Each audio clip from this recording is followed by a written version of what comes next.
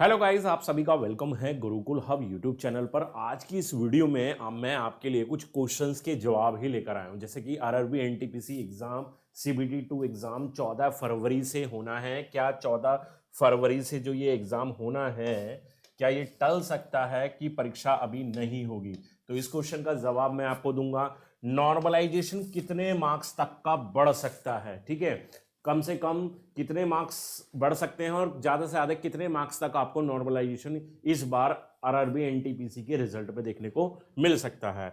EWS का फायदा किसको मिलेगा? क्योंकि यहां पर एक सवाल ये बनकर आ रहा है कि ईडब्ल्यूएस जब हमने फॉर्म फिल करते वक्त फिल ही नहीं किया, वहां पर उसको अप्लाई ही नहीं किया, तो ईडब्ल्यूएस के सर्टिफिकेट होने के बावजूद भी क्या हमें फायदा मिलेगा कि नहीं मिलेगा? तो इसी तरह से कुछ सवालों के जवाब आज की इस वीडियो में बारी बारी से आपको उनके आंसर दूंगा। तो इस वीडियो को टिल एंड तक जरूर से देखें। तो चलिए सबसे पहले सबसे बड़ा और सबसे पहला सवाल ही हम देख लेते हैं। क्या 14 फरवरी से जो एग्जाम है हमारा, 14 फरवरी से और 18 फरवरी के बीच में ये एग्जाम होना है सीबीटी 2 का। ठीक है, तो क्या ये हो पाएगा या नहीं हो पाएगा? देखिए, पिछले 4 से 5 दिन के अंदर जो हमने कंडीशन देखी है भारत के अंदर कि हर जगह नाइट कर्फ्यू लगा दिया गया है। नाइट कर्फ्यू लगाया दिया गया है। और क्यों लगा दिया गया है? क्योंकि ओमिक्रॉन नाम का जो इसका ही वायरस है, ओमिक्रॉन नाम से भारत के अंदर आ चुका है। तो उससे क्या हो रहा है कि हर जगह नाइट कर्फ्यू या फिर लॉकडाउन जैसी स्थिति बनती जा रही है। तो अगर इस तरह की समस्या रहती है, मैं मानता हूं टिल जनवरी के एंड तक, मतलब 31 जनवरी तक भी इस तरह की स्थिति बंद वाली स्थिति रहती है, तो हो सकता है कि आपका एग्जाम कुछ दिन के लिए टाल दिया जाए। कुछ दिन के लिए आपका एग्जाम टाल दिया जाए।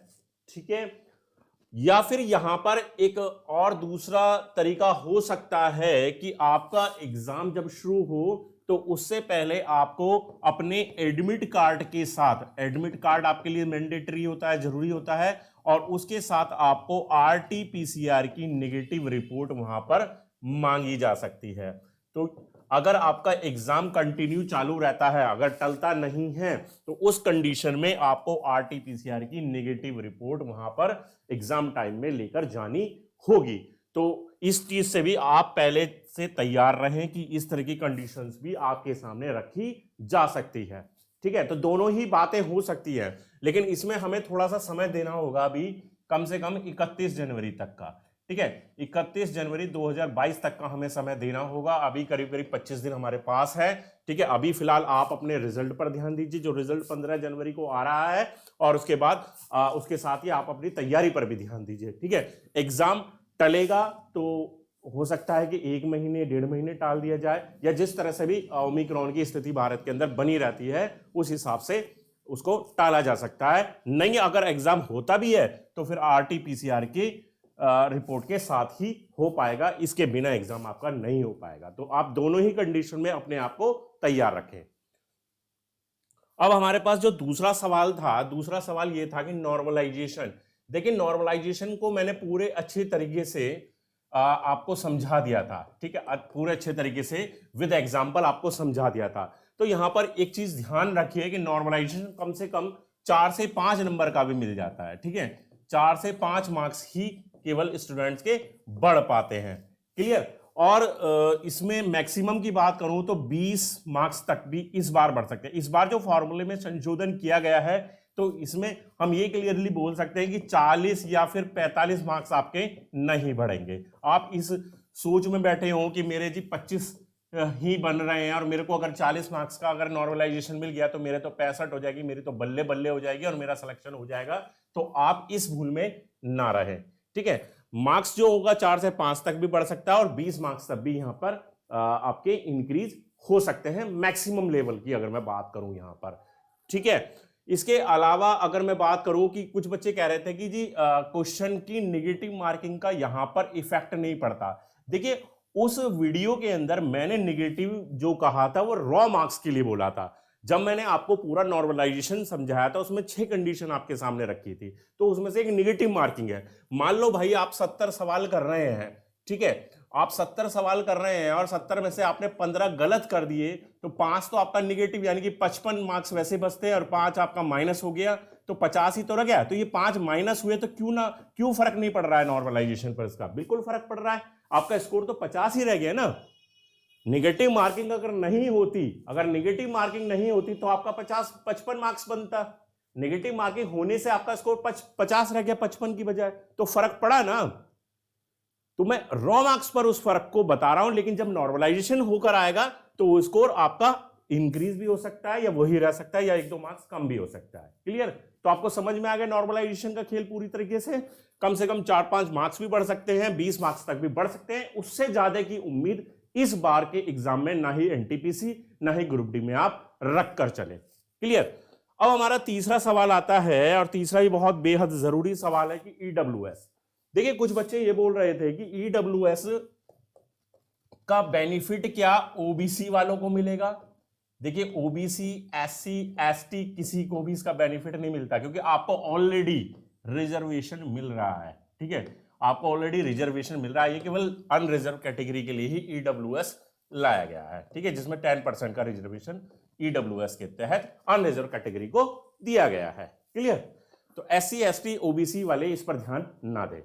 अब सवाल ये बनता है कि जब हमारा मार्च 2019 में एनटीपीसी के लिए आवेदन किया गया था, तो तब तक ये आपका ईडब्ल्यूएस सर्टिफिकेट तैयार नहीं था। लेकिन अगर आपने फॉर्म फिल करते वक्त, जब आपने फॉर्म फिल किया था, ठीक है, साइबर कैफे के थ्रू ही किया होगा, ठीक है, तो जब फॉर्म फिल किया था, अगर उस वक्त आपने ईडब्ल्यूएस कैटेगरी को सेलेक्ट कर लिया, अगर ईडब्ल्यूएस कैटेगरी को आपने सेलेक्ट कर लिया और अभी आप डॉक्यूमेंट वेरिफिकेशन के टाइम में ईडब्ल्यूएस सर्टिफिकेट को अगर दिखा देते हैं वहां पर ले जाकर, तो आपको इसका बेनिफिट पूरा मिलेगा।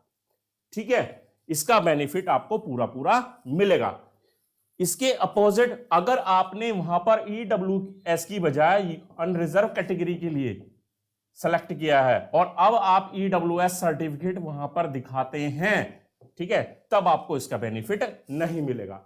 तो यहां पर यह बहुत ज्यादा जरूरी है कि आपने आवेदन करते वक्त ईडब्ल्यूएस को वहां पर चूज किया हो, मतलब उस ऑप्शन को चूज किया हो, और साथ ही आप ईडब्ल्यूएस सर्टिफिकेट को डॉक्यूमेंट वेरिफिकेशन के टाइम पर दिखा दें। ठीक है, कभी कभी बना हुआ है वो मायने नहीं रखता, क्योंकि मैंने बताया था फरवरी 2019 से तो इसको प्रेसिडेंट से अप्रूवल मिला है, तो तब तक बन ही कैसे पाएगा। ठीक है, और अगर आपने तब ईडब्ल्यूएस ही सेलेक्ट किया है, ठीक है, लेकिन ईडब्ल्यूएस सर्टिफिकेट आप नहीं दिखाते हैं, तब भी आपको इसका बेनिफिट नहीं मिलेगा। समझ रहे ना? तो ईडब्ल्यूएस सेलेक्ट भी होना चाहिए जब आपने फॉर्म फिल किया था, और अब ईडब्ल्यूएस सर्टिफिकेट बना हुआ भी होना चाहिए। दोनों चीजें जब होंगी तभी आपको ईडब्ल्यूएस का यानी कि 10% रिजर्वेशन का फायदा मिल पाएगा। इसके अलावा किसी भी कंडीशन में आपको फायदा नहीं मिलने वाला।